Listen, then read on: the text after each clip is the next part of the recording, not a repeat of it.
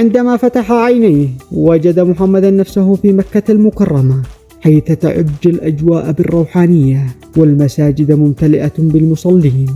قال محمد: فرأيت أن الإفطار في السعودية يأخذ طبعا مميزا، فهناك موائد الإفطار ضخمة تقدم في الحرمين الشريفين، يشارك فيها آلاف المسلمين من مختلف الجنسيات.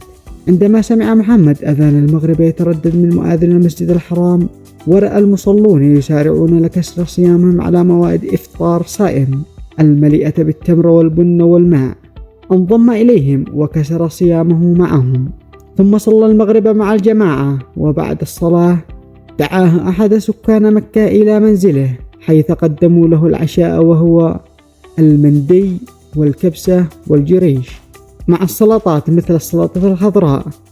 وبعد العشاء يأتون بحلويات رمضان مثل الكنافة والقطايف والمحلبية.